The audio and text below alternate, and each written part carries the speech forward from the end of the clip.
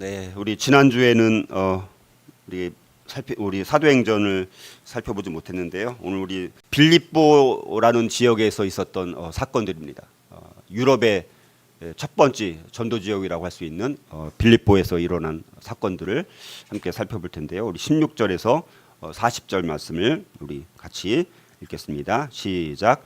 우리가 기도하는 곳에 가다가 점치는 귀신 들린 여종 하나를 만나니 점으로 그 주인들에게 큰 이익을 주는 자라. 그가 바울과 우리를 따라와 소리질러 이르되 이 사람들은 지극히 높은 하나님의 종으로서 구원의 길을 너희에게 전하는 자라 하며 이같이 여러 날을 하는지라. 바울이 심히 괴로워하여 돌이켜 그 귀신에게 이르되 예수 그리스도의 이름으로 내가 네게 명하노니 그에게서 나오라 하니 귀신이 즉시 나오니라.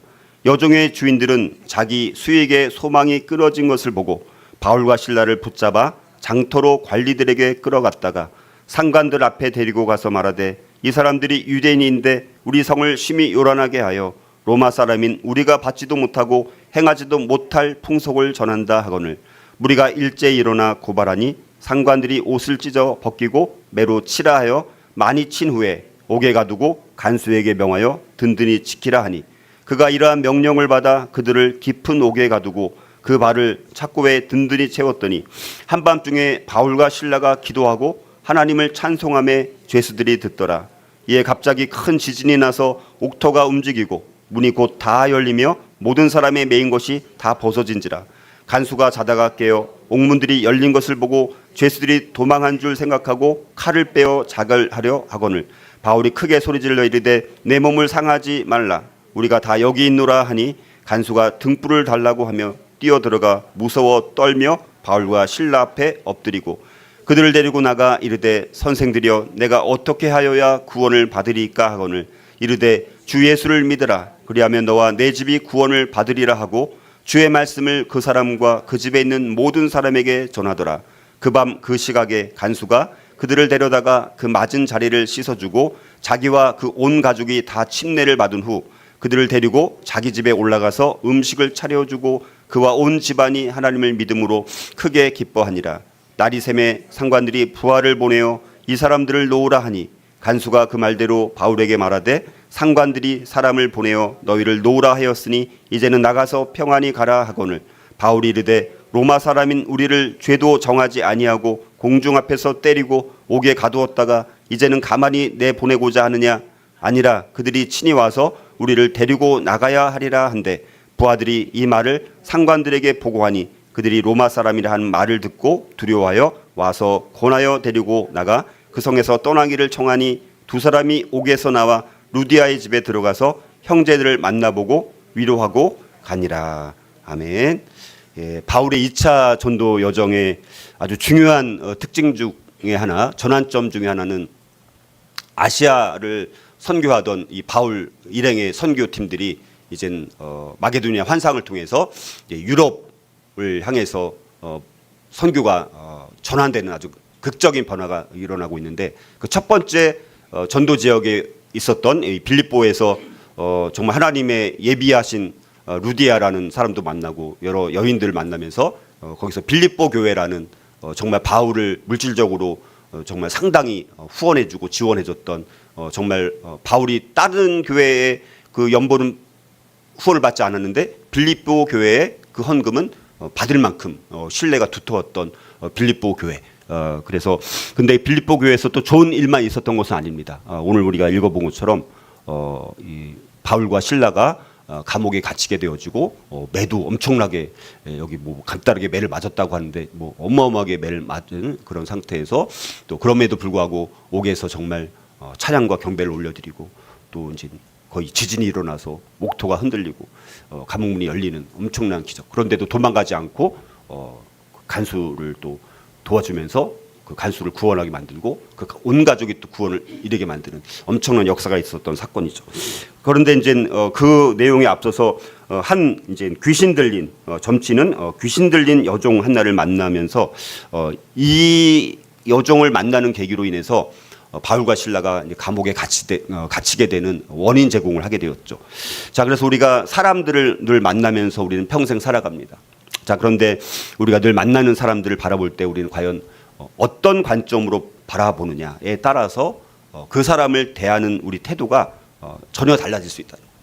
그러니까 우리가 세상 사람들을 한 사람을 주목해서 보는 것처럼 보는 것이 아니라 성경에서 이 바울과 실라는 과연 어떤 마음으로 이 점치는 여종에 대한 관점을 가졌는지, 아니면 그 여종의 주인들, 그 점치는 여종으로 인해서 수익을 공급받았던 그 주인들은 어떤 태도로 이 그 여종을 취급했는지, 자, 이걸 통해서 우리가 과연 어떤 관점으로 한 사람에 대한 시각을 가져야 될지 우리가 한번 오늘 살펴보려고 하는데요.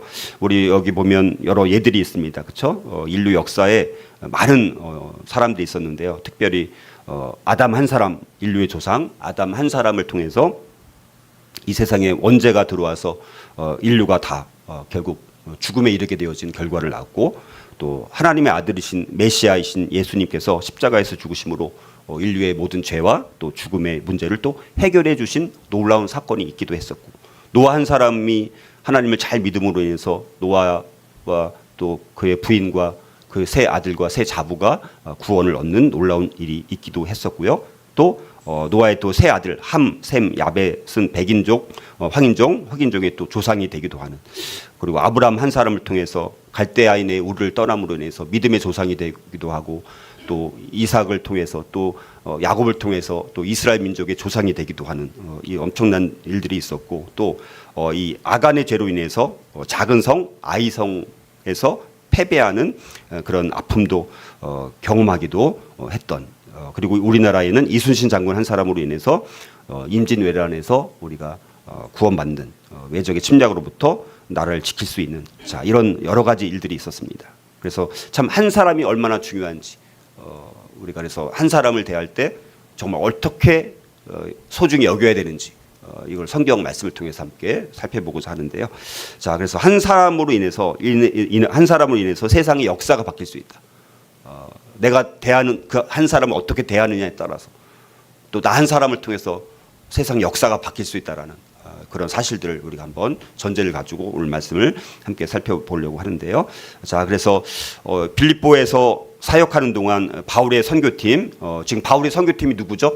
바울의 일행, 바울, 실라, 디모데, 누가, 현재 이렇게 분명하게 기록으로 나와 있는, 물론 다른 사람이 더 있을 수도 있습니다. 근데 우리 기록된 지금 바울 이 선교 일행은 4명의 이 선교팀이 지금 같이 있는 상황인데, 점치는 이 귀신 들린 여종으로 인해서 갈등을 겪게 되었습니다. 점치는 이 귀신 들린 여종이 바울 일행의 사역을 자꾸 방해를 하는 거예요. 그래서 견디다 못한 이 바울이 그 악한 영을 향해서 여종에게 떠나라고 명령하자 그 악령이 떠남과 동시에 그 여종은 점치는 능력을 상실하게 됩니다. 그래서 그 사건으로 인해서 그 여종의 주인들이 막 격분하게 되어지는 것이죠. 그 여종 때문에 돈을 벌었는데, 그래서 이제 바울과 실라를 끌어다가 성의 관리들에게 고발하고 마침내 감옥에 투옥되는 그런 신세가 되는 그런 내용이 오늘 나오게 됩니다. 자, 그래서 이런 여러 내용을 통해서 한 사람, 한 개인, 한 영혼을 우리가 바라볼 때 우리가 어떤 관점으로 바라보고 어떻게 대해야 할지에 대해서 함께 살펴보고자 합니다. 자, 오늘 우리가 살펴보는 내용은 초대교회 이야기 84번과 85번입니다.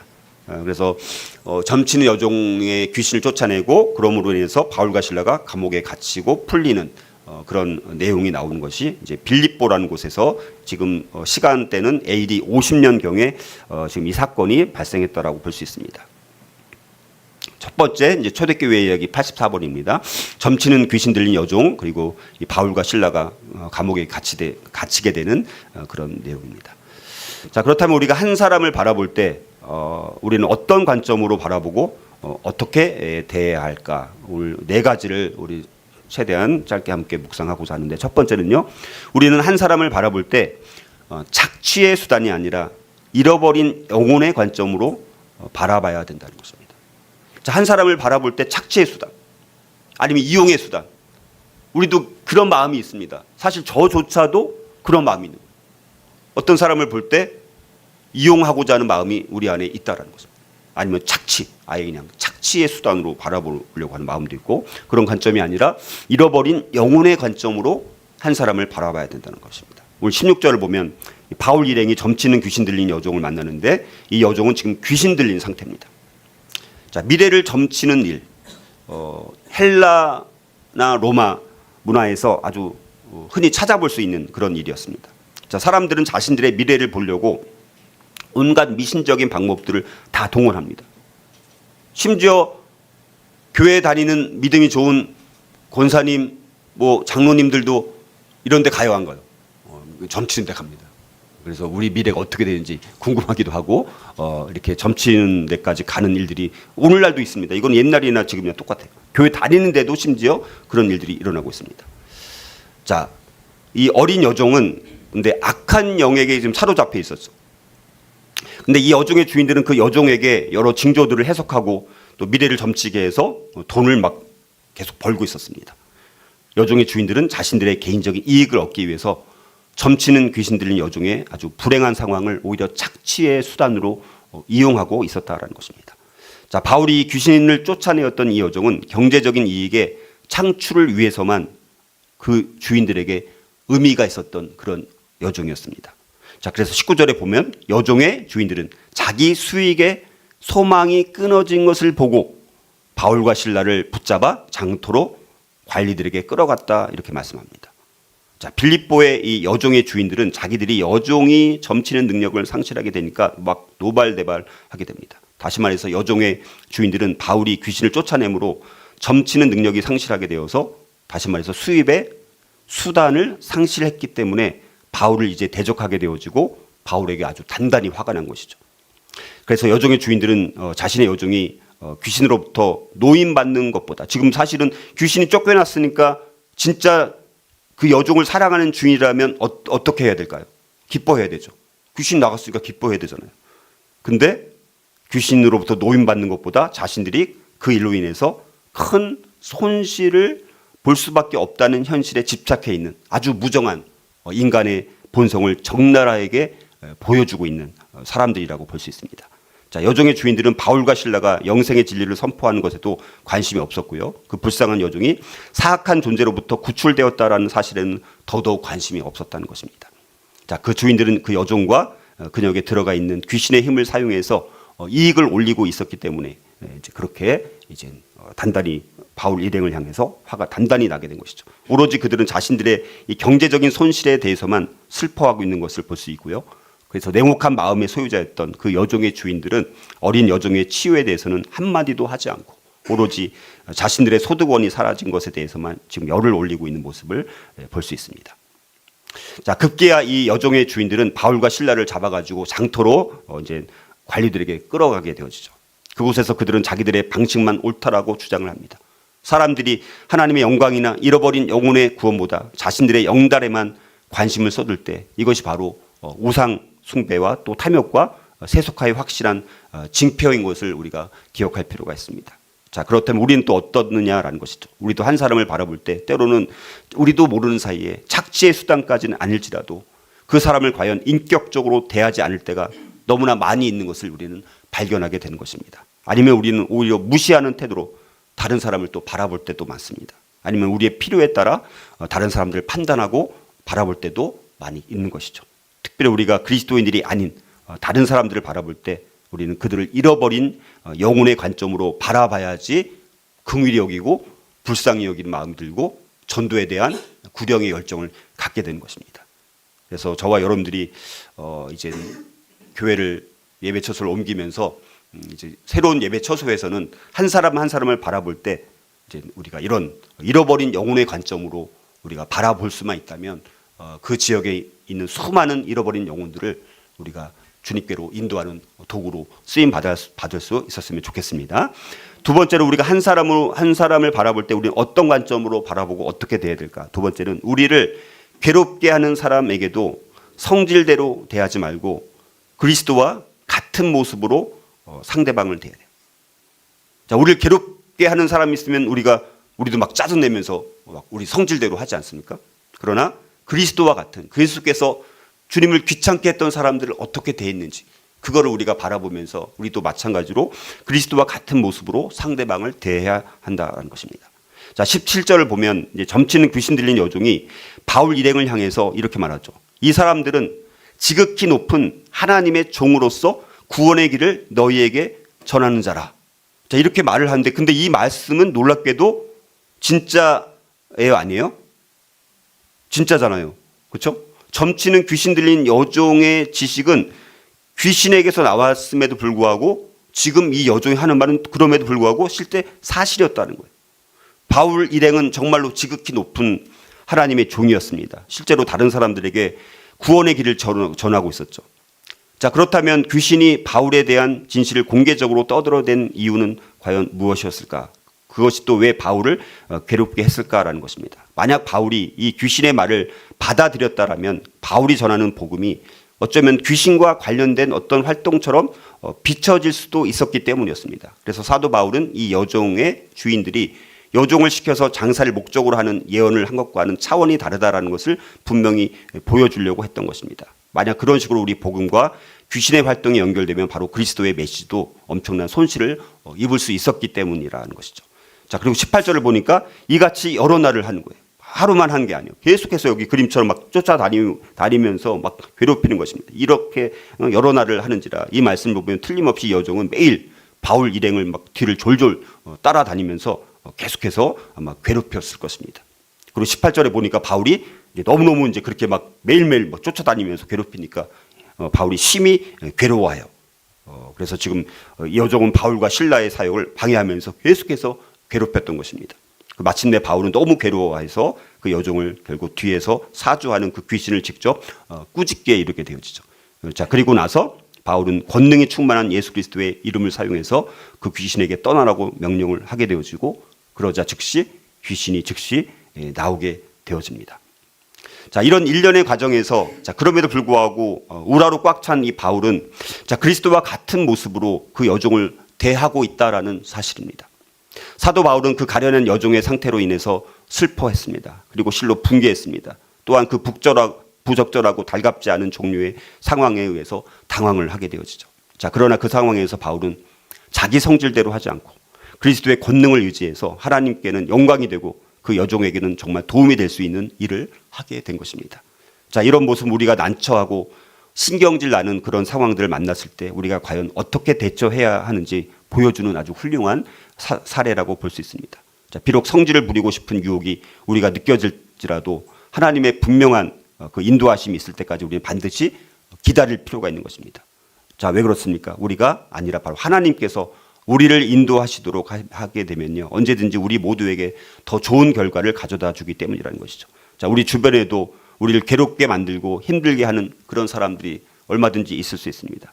자, 그럴 때 우리의 성질대로 반응하고 싶을 때가 얼마나 많이 있습니까? 자, 그럴 때마다 우리는 오늘 바울의 이 대응처럼 우리의 성질대로 대하는 것이 아니라 그리스도와 같은 모습으로 대할 때 하나님께 영광이 되어지고요, 다른 이들에게는 도움이 되는 자, 그런 인생이 될 수 있기를 주님의 이름으로 축복합니다. 자, 세 번째로 또 한 사람을 바라볼 때 우리는 또 어떤 관점으로 바라보고 대해야 될까? 세 번째는요, 상대방을 대할 때 상대방에 대한 편견과 자신의 자만이 아니라 공정하고 객관적으로 대해야 합니다. 자, 여기 이제 이 주인의 이 여종의 주인들이 이런 편견과 자만의 관점으로 불공정하고 객관적이지 않은 그런 모습으로 사람을 대하고 있는 모습을 볼 수 있습니다. 자, 그래서 20절에 보니까 이 바울과 실라는 총독들 앞에 끌려가서 일종의 이제 재판을 받게 됩니다. 자, 그런데 그 죄목이 여종에게서 귀신을 쫓아냈다는 것이 아니라 엉뚱하게도 이 사람들이 유대인인데 이 빌립보 성을 심히 요란하게 했다라는 죄목으로 누명을 씌우는 거죠. 자, 이렇게 여종의 주인들이 이 유대인이라는 인종적인 뿌리를 언급한 것은 지금 로마 식민지인 그 빌립보 그곳에 팽배해 있는 반유대적인 편견을 부추겨서 이제 이 여종의 주인들은 그 반유대적인 편견을 부추겨가지고 자기들을 지금 수입원을 손실하게 만들었던 이 바울 일행을 신라를 더 진짜 골탕 먹이고 더 괴롭게 하려고 하는 그런 속셈으로 이런 행동을 하고 있다는 사실이죠. 자, 그 여종의 주인들은 아주 그래서 영리했죠. 인간적으로 봤을 때는 그래서 아주 고상한 용어로 자신들이 자신들이 지금 바울과 실라를 박해하는 것을 아주 가장하게 되었습니다. 자, 여종의 주인들은 그들이 분노한 진짜 이유, 경제적인 것은 지금 숨기고 이 편견을 부추겨 갖고 지금 바울 일행을 골탕 먹이고 있는 모습들을 보게 되었습니다. 그뿐만 아니라 또한 사람들에게 잠재해 있는 그 반유대주의, 자, 반유대주의, 그리고 그들의 인종적 자만. 반유대주의는 뭡니까? 지금 유대인들이잖아요. 바울이 유대인이잖아요. 신라도. 그러니까 그래서 그걸 반유대주의를 자극시키는 거예요. 또 인종적인 자만. 자기들은 로마 사람이다. 거기에 또 호소해서 바울 일행 이 선교사들을 법적으로 지금 고발하고 있다는 사실이죠. 그렇게 함으로 인해서 편협함에 막 불을 붙이는 거예요. 즉 여종의 주인들은 상대방에 대한 편견과 자기 자신의 자만에 호소하고 있는 것을 볼 수가 있고요. 그리고 이 편견과 자만이 지금 세속적으로는 그대로 일단은 적중되고 있는 것을 볼 수 있습니다. 자, 그래서 21절에 또 보면 이 여종의 주인들은 또 바울과 실라가 로마 사람인 자기들도 받지도 못하고 행하지도 못한 풍속을 전했기 때문에 이 성이 소란하게 됐다라고 또 주장을 하는 거예요. 자, 그 말을 듣고 있었던 이 두 총독은 로마의 식민지에 사는 로마인들을 개종시키려는 어떤 외국 종교에 대한 법 집행뿐만 아니라 이 치안 유지에 더 큰 관심을 두고 있었습니다. 자, 이것이 로마 식민지에서 총독들이 하는 아주 중요한 업무 중에 하나였습니다. 자, 그래서 그 총독들은 귀신을 쫓아내는 것이 유대교로 개종시키려는 행위라고 법적인 해석을 잘못 내리게 되어진 거예요. 따라서 이 바울과 실라에 대한 고소 고발은 결국 유효하게 되어지고 결국 바울과 실라는 감옥에 갇히게 되는 일이 일어난 것입니다. 자, 우리도 이 여종의 주인들처럼 흔히 상대방을 대할 때 상대방에 대한 편견으로 우리가 상대방을 바라볼 때가 참 많습니다. 그래서 어떤 공정성이라든가 객관성을 잃어버릴 때가 많죠. 그리고 우리 자신의 자만으로 또 공정하지 못하고 또 객관적이지 못한 눈으로 상대방을 바라볼 때도 많이 있다는 것입니다. 자, 그래서 이걸 통해서 우리가 한 사람을 바라볼 때 또 상대방을 대할 때 상대방에 대한 편견이나 우리 자신의 자만이 아니라 정말로 우리가 공정하고 객관적으로 대할 수 있었으면 좋겠습니다. 자, 마지막으로 한 사람을 또 바라볼 때 우리는 어떤 관점으로 바라보고 대해야 될까요? 네 번째는요, 고난과 핍박 가운데 있을지라도 포기하지 말고 끝까지 복음을 전할 기회를 찾아야 됩니다. 그러니까 사도 바울과 실라가 지금 감옥에 갇혔습니다. 매도 엄청 맞았어요. 얼마나 아팠을까요? 그런 상황 속에서도 고난과 핍박 가운데 있었음에도 불구하고 거기서 포기하지 않고 또 도망갈 수 있는 기회가 있었음에도 불구하고 거기 이 간수가 자결을 하려고 하니까 그걸 막고 자결을 하려고 하는 간수를 복음을 전해가지고 그뿐만 아니라 온 가족이 구원받을 수 있는 놀라운 일을 행했다라는 사실입니다. 자, 그래서 22절 우리가 이하를 또 보게 되면 바울과 실라는 빌립보 관원들에 의해서 결국 매를 맞고 옥에 갇히게 되었습니다. 로마인의 거짓 증거에 휘말린 바울과 실라는 자신의 입장을 변호할 기회조차 얻지 못한 채 매를 맞고 감옥에 투옥된 것입니다. 자, 바울과 실라처럼 우리가 불응과 고통을 당하고 치욕적인 한 방을 맞으면 우리는 어떻게 되죠? 이 인간들 내가 복수를 해버려야지. 자기 연민에 또 빠지기도 하고 이 문제에 벗어나기 위해서 그냥 조용히 그렇게 있을 수도 있습니다. 물론 이 마지막 선택이 적절할 수 있을지라도, 자, 그러나 우리가 여전히 치유되지 않은 상처를 안고 있다면 사람들은 결국에는 비기독교적인 방식으로 행동하게 되어져서 복수를 하거나 그렇게 이제 행동을 하겠죠. 자, 우리는 그래서 고통의 어떤 찌름이 우리가 제거될 수 있도록 하나님의 영원한 진리가 그 상황에 영향을 줄 수 있도록 우리 자신을 훈련할 필요가 있습니다. 이런 위기의 상황에서 긍정적으로 반응하기 위해서는 바울과 실라처럼 기도와 더불어 그럼에도 불구하고 찬송을 할 수 있어야 된다는 것이죠. 자, 이런 고난과 핍박과 위기의 상황 가운데도 불구하고 그러나 바울과 실라의 기도와 찬송을 죄수들도 들었을 뿐만 아니라 하나님께서 그 찬송과 기도를 하늘에서 받으시고 들으시고 하나님은 지진을 사용해서 자신의 종들에게 자유를 주시고 아울러 이 빌립보 감옥의 간수와 또 그의 가족들에게 구원을 베풀어 주시는 놀라운 일을 행하셨던 것을 보게 되었습니다. 자, 하나님의 역사로 감옥문이 열리고 이제 바울과 실라와 감옥에 있던 모든 사람들의 매인 것이 다 벗어지는 강력한 초자연적인 역사가 일어나게 되었습니다. 자, 그런데 여기서 우리가 정말 주목해야 할 것은 옥터가 움직이고 감옥문이 다 열렸음에도 불구하고 바울과 실라가 아까 말씀드렸던 것처럼 도망하지 않았다는 점입니다. 그리고 오히려 그런 고난에 처한 상황 가운데서 바울과 실라가 도망한 줄로 알고 자결하려고 했던 그 간수에게 바울은 복음을 전하고 그 간수와 그 가정이 예수 그리스도를 영접하는 아주 놀라운 역사가 일어났다라는 사실입니다. 자, 여기서 또 한번 우리가 초대교회 얘기 85를 통해서 로마 시민이었던 로마 시민권을 갖고 있었던 바울이 그 나머지 부분에서 어떻게 처신을 했는지 이것 또한 우리가 주목할 필요가 있습니다. 이어서 이제 말씀드립니다.